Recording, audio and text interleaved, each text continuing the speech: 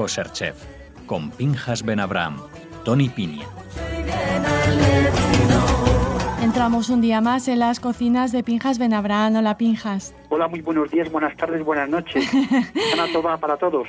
Shana Tova. Bueno, y sobre las comidas, los platos, las recetas de Rosh Hashanah, venimos hablando desde hace algunas semanas y Exacto. Hoy, por supuesto, también. Sí, por supuesto. Bueno, hoy nos toca las carnes porque evidentemente ya hemos abordado prácticamente los diferentes alimentos habituales o costumbres que tienen sobre todo el mundo del judaísmo. Obviamente hoy el protagonista sería el cordero, aunque evidentemente algunas de las recetas que daremos son adaptables a otras carnes que no sean mamíferos, por supuesto, es en el caso del pavo o es el caso del pollo, que sería una alternativa idónea para estas fiestas. Muy bien. ¿Qué necesitamos para...? Bueno, hacemos nuestra pausa, perdona. Venga, ¿por qué no? Una pausita. Una pausa para que cojan papel y lápiz o boli y apunten esta exquisita receta que no sé qué ingredientes lleva. Vamos a ver, empezaremos con una especie de estofado ragú, como dirían los franceses, con frutos, o mejor dicho, con frutas típicas de esta época. Y más que típicas frescas, yo diría que frutos secos. No sé si me explico. Es decir, los orejones de albaricoque, las ciruelas pasas, las uvas pasas, los dátiles, hay incluso los orejones de melocotón. Todo este tipo de fruta, evidentemente, que la encontramos prácticamente, yo creo que en todos los lugares, nos darán este toque dulzor característico y obligatorio, entre comillas, de lo que es la comida de Rosh Hashanah. Vamos, en este caso, ¿qué necesitaríamos? Carne de cordero. ¿De qué parte? La paletilla, por supuesto, sería una parte idónea, o la parte del cuello, obviamente, deshuesada o deshuesado, cortado a dados, más o menos, y esta carne, obviamente, se puede calcular para entre 150 a 200 gramos por persona. Depende también del grado de platos que vamos a presentar en estas comidas. Pero yo creo que con 150 ya es suficiente. Pero bueno, si hay gente joven y le gusta mucho, pues comer evidentemente 200 gramos. Esta carne que hemos deshuesado y cortado a dados necesita un sazonamiento de sal y pimienta. Muy bien. Y esto se puede hacer con un poco de antelación. No pasa nada, no importa que sea el momento. Aparte de esta carne, los elementos que van a acompañar a este estofado, evidentemente sería, en este caso, pues cebolla. Si son 4 personas, partimos de una cebolla. Yo recomiendo, si es posible, intentar localizar, aún tenemos tiempo, de buscar lo que llamamos cebollas platesas. Esta cebolla pequeñita, individual, que normalmente los franceses son muy aferrados a este tipo de liliácea. ¿Por qué? Porque sale enterita junto con los trozos de carne y es muy apetecible. A esto le añadiremos también 2 dientes de ajo, una hojita de laurel, la corteza de una naranja, la piel de una naranja, por supuesto, si es seca no pasa nada, el tronquito de una ramita de canela, por supuesto, indispensable también. La grasa que utilizaremos será un poco de aceite de oliva. Sí. Después de esto necesitaremos también un chorrito de miel para dar el toque dulzor, una ramita de mejorana, y, por supuesto, en este caso, las uvas pasas, evidentemente las ciruelas, los orejones de albaricoque, los dátiles y cualquier otra fruta de estas liofilizadas, seca, habitual, que podemos encontrar en el Mediterráneo. Yo calculo por persona que pueda haber entre 2 y 3 piezas de cada una de ellas. Vale. Incluso con 2 es suficiente, porque si hay mucha variedad, pues a lo mejor el plato luego predomina demasiada fruta. Vale. Y un elemento que no tiene nada que ver con la fruta sería poner unos cuantos champiñones también, es decir, para acompañar. Aunque al final de todo el estofado, os lo voy a explicar, el mejor acompañamiento es un buen puré de patata. Bien. Esto fantástico, más digestivo, más fácil y además apetecible con este tipo de estofado. Claro, y complementa, y complementa perfectamente los sabores del estofado. Por supuesto, por supuesto. Y ahora vamos a ver cómo podemos hacer estofado. Evidentemente, lo que tenemos que hacer, esta carne que ya tenemos sazonada, la vamos a sofreír en una cazuela, por supuesto, en donde estará el aceite, un chorrito de aceite, y vamos a dorar esta carne bien doradita, que se nos quede bien caramelizada. Llegado a este punto, incorporaremos evidentemente la cebolla que hemos picado o junto con los 2 dientes de ajo. En este caso hipotético que podamos haber conseguido estas cebollitas pequeñitas, platesas que llevamos nosotros, peladitas enteras, bien limpitas y enteras, calculamos también unas 3 por persona, obviamente, junto con el ajo.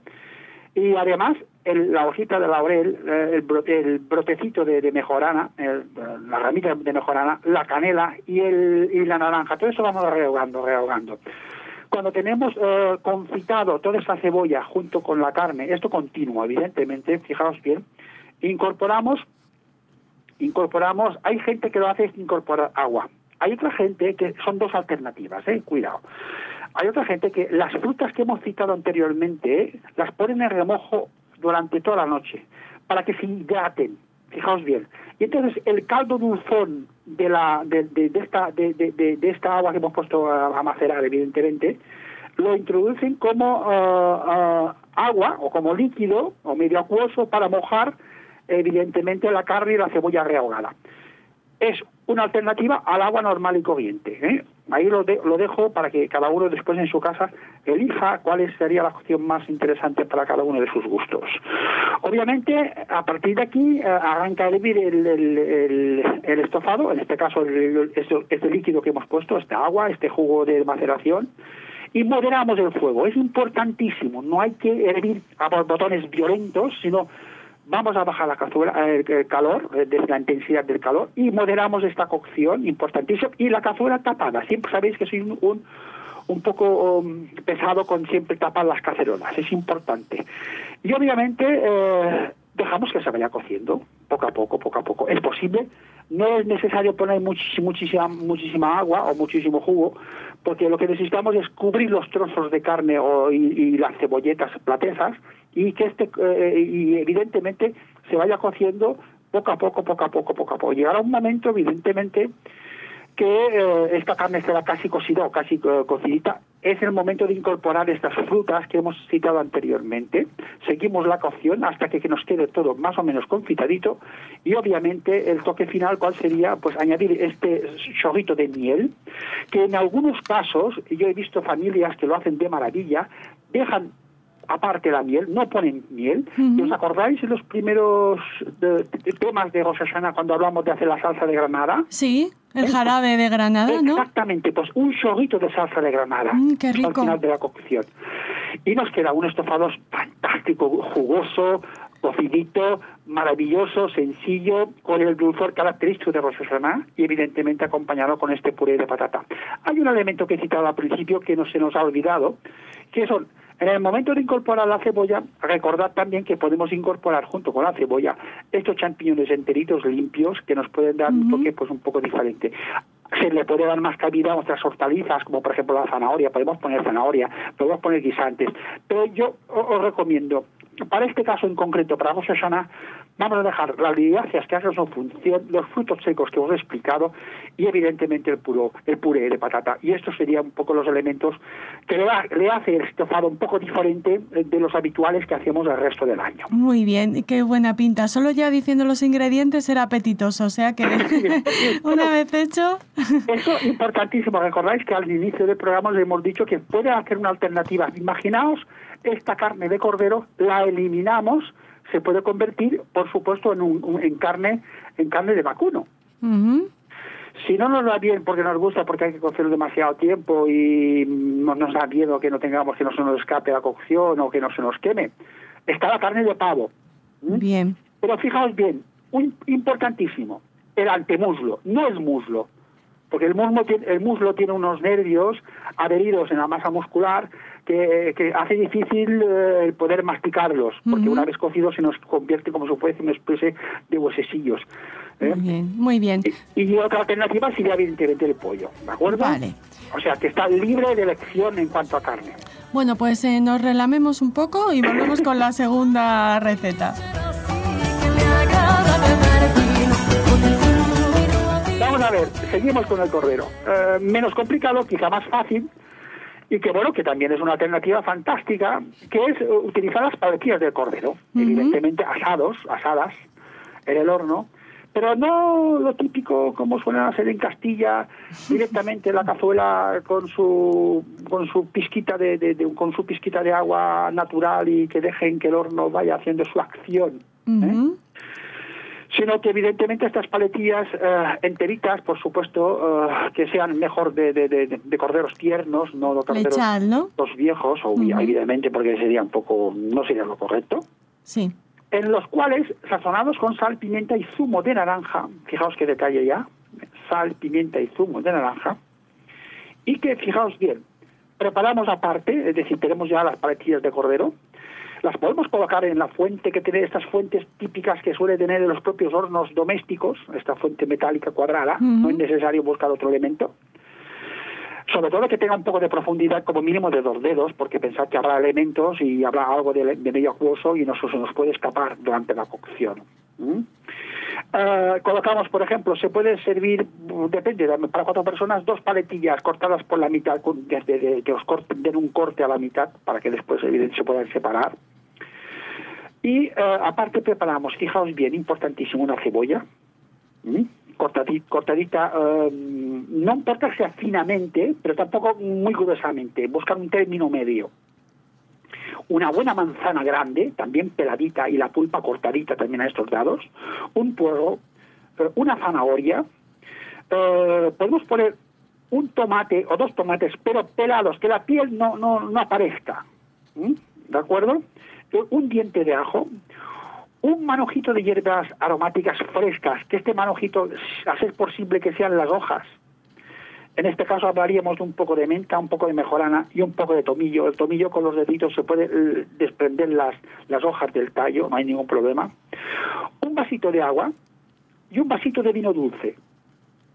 Fijaos bien, todos estos elementos los mezclamos en un cuenco, por supuesto. Le podemos poner un poco de sal y un poco de azúcar moreno. Pensad que luego los destellos de la manzana más este azúcar le dará un puntito saboril espectacular, este dulzor característico que siempre busca la de Rosh Hashanah. Fijaos bien, estos elementos que hemos citado y cortados se cubre las 2 paletillas. Y estas paletillas dispuestas en la fuente del horno se puede cubrir perfectamente con papel cebolla, con papel albal, evidentemente que sea kasher, y se pone a cocer en el horno, que ya está caliente a 180 grados. Y aproximadamente con 1 hora y media, si la carne es tierna, 2 horitas, esto tiene que estar cocidito. Os recomiendo que durante la cocción, a ser posible, 2 veces o 1 vez girad las paletillas. Tener paciencia, sacar, ayudados con un paño para que no os queméis, y dais una vuelta a la paletilla. ¿Qué pasará? Que posiblemente toda esta guarnición que hemos puesto encima se nos va a poner abajo, no pasa nada. Llegará un momento que puede pasar, lo digo para que no os asustéis, que durante tanto tiempo la verdura en el horno se nos puede, no digo quemar, no tiene por qué quemarse. Por eso ponemos un poco de albal, un papel de albal o un elemento que nos pueda aislar el fuego directo de superficie. Entonces, ¿qué pasará? Evitar que se nos llegue a este punto y bajamos un poco el fuego. Si veis que a los 180 grados no aguanta la verdura, pero si hay humedad suficiente, si hay este vasito de agua y este vasito de vino dulce, evidentemente este medio acuoso va a restar el que las verduras se nos queden tostaditas.